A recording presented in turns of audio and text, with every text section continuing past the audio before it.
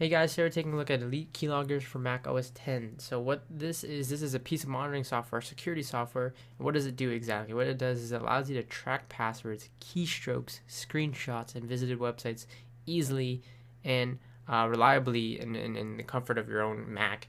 This is brand new for Mac OS X, and there is a free edition. So the Elite Keylogger for Mac OS X is available in a completely free edition, and the free edition has all of the features that the pro version has, except it does not have what's called invisible mode, and it does not track passwords. So if you're going to want those two main features, you're going to want to go ahead and upgrade to that of the pro version. So first off, what is this hidden mode or this invisible mode? Well, when you start the app here, you can see here Elite Keylogger shows up in the top of your menu bar. It's not in hidden mode right now. I'm going to go ahead and enter my password. I'm going to go ahead and start it. You can easily start it or stop it right here in the top right. And I'm going to go ahead and hide it. Now, this is the occasional mode you are going to want to run it in when monitoring. Maybe you're monitoring your, a family computer or anything, or a work computer. You can easily just have it running there. And once it's hidden, it won't show up in the Mac menu bar. It won't show up in the dock down below. It won't even show up on the desktop. So it's completely hidden, and to unhide it, you're going to want to type in the secret word, which by default is unhide on the desktop here. So I'm going to type in unhide, and you're going to see here it's going to ask me for the password I set. I'm going to go ahead and type it in, and you can see here I have access completely to the interface. Now let me show you examples of how the keystroke works here. So now that it's monitoring, I can open up Safari, for example, and let's say I was to go to, for example, google.com here, and you can see I can be typing anything up in this search results right here. So I'm typing in google.com. I can go, for example, let's say I wanted to go to facebook.com or anything. I can go to twitter.com here, and let's say I want to log in. So let's say, for example, I was doing my username here as an example, and I was typing my password.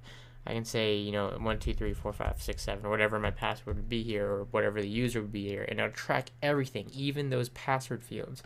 So let's say later on you come back to the computer here to monitor everything. You would go back here, and you're gonna want to check. So you can see I can go into keystrokes here. I can see everything that was typed in by the user. So you can see here in this case, I see in this case the username, that password, that string of text that was typed in whatever application it was typed in here.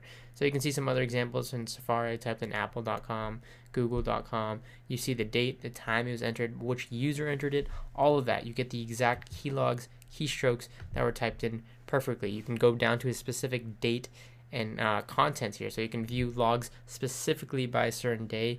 If you want to do that, you can hold shift to select multiple dates. You can go down to a certain user, certain application. You can also see screenshots here. You can set up so the app can take screenshots periodically. I'll show you that in a second here.